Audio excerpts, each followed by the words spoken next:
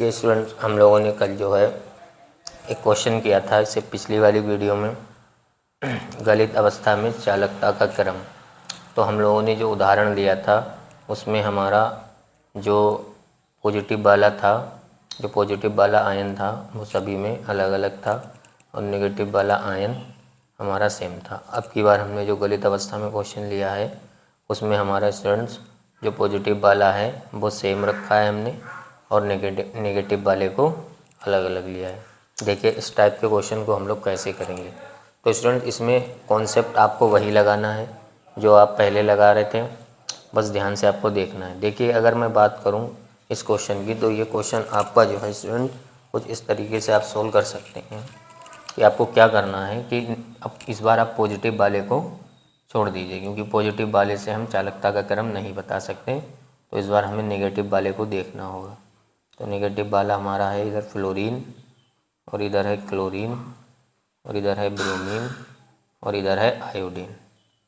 ठीक है, तो आप देखिए फ्लोरीन को आप ले लीजिए और आप क्लोरीन को ले लीजिए। ये फ्लोरीन और क्लोरीन, फ्लोरीन का जो नंबर होता है स्टूडेंट्स वो होता है 9 और क्लोरीन का जो परमाणु क्रमांक होता है वो होता है 17। तो देखिए स्टूडेंट्स, आप फ्लोरीन को ले लीजिए और क्लोरीन को ले लीजिए। फ्लोरीन का परमाणु क्रमांक 9 होता है और क्लोरीन का परमाणु क्रमांक 17 होता है। अगर आप इसका इलेक्ट्रॉनिक विन्यास निकालेंगे तो ये आएगा 2,7, यानी कि इसकी कितनी कक्षाएं आई हैं, इसमें 2 कक्षाएं आई हैं। और वहीं अगर हम बात करें क्लोरीन की, तो क्लोरीन में का जो इलेक्ट्रॉनिक विन्यास होगा वो कितना होगा, 2,8,7 ये होगा स्टूडेंट।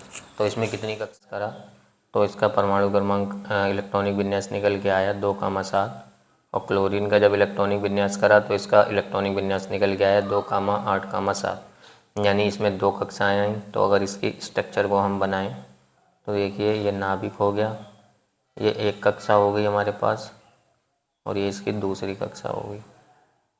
ठीक है, तो इसका आकार हमें कुछ इस तरीके का नज़र आया। वहीं अगर हम क्लोरीन का स्ट्रक्चर बनाएं तो इसमें कितनी कक्षाएं हैं, 1 2 3 है। तो हम इसकी 3 कक्षाएं बनाएंगे। तो ये हो गया हमारा नाभिक, ये पहली कक्षा हो गई स्टूडेंट्स, फिर ये दूसरी कक्षा हो गई स्टूडेंट्स और फिर ये तीसरी कक्षा हो गई। तो आप देख पा रहे हैं कि क्लोरीन का जो आकार है फ्लोरीन की तुलना में बढ़ता चला जा रहा है, क्योंकि जब हम आवर्त सारणी में वर्ग 17 में ऊपर से नीचे की ओर आते हैं तो हर एक तत्व का परमाणु क्रमांक बढ़ता है, जिसके कारण उसका आकार भी बढ़ता है। तो यहाँ पर आकार बढ़ रहा है, इसका मतलब जो फ्लोरीन होगा इसका आकार छोटा होगा और जो आयोडीन होगा इसका आकार स्टूडेंट्स बड़ा होगा।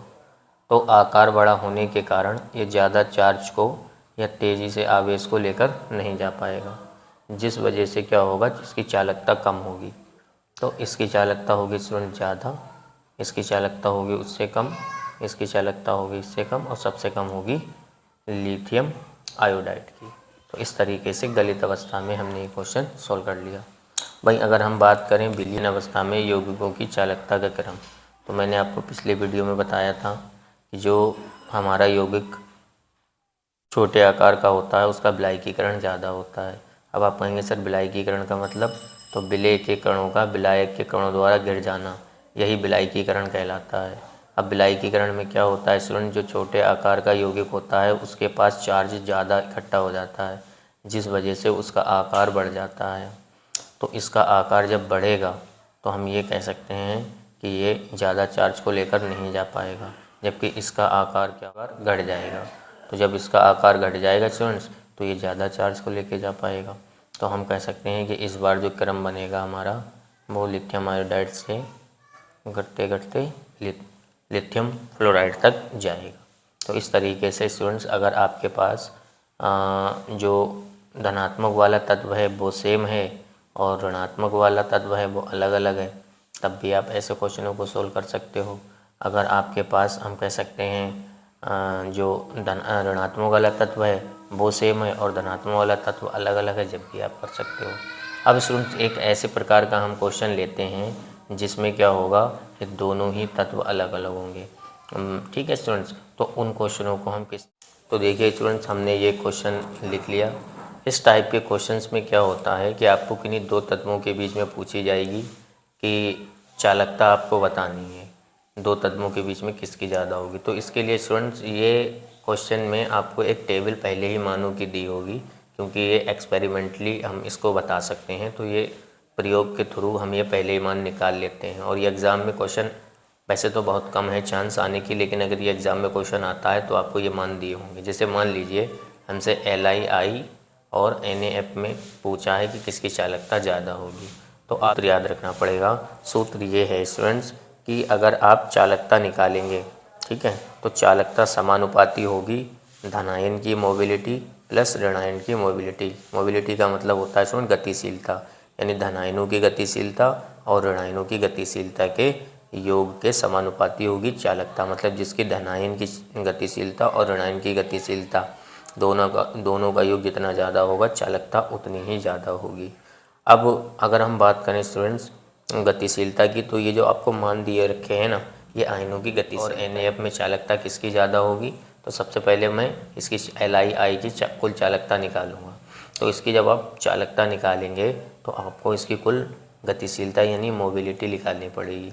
तो LI की देखिए कितनी है 50, तो आपने 50 रखा, और I की कितनी है 35, तो आपने 35 रखा। इन दोनों को जब आपने जोड़ा तो आपके पास आया 85, ठीक है। ऐसे ही फिर आपने NAF की मोबिलिटी निकाली कुल, तो आपके पास देखिए Na की वैल्यू कितनी है 40, तो आपने 40 रखी, और फ्लोरीन की वैल्यू कितनी है 55, तो आपने 55 रखा। इन दोनों को जब आपने जोड़ा तो 95। बताइए इन दोनों में किसकी मोबिलिटी ज़्यादा है, तो आप कहेंगे सर NAF की। तो जब इसकी गतिशीलता सबसे ज़्यादा है तो फिर LII और NAF में जो चालकता होगी वो NAF की ज़्यादा होगी।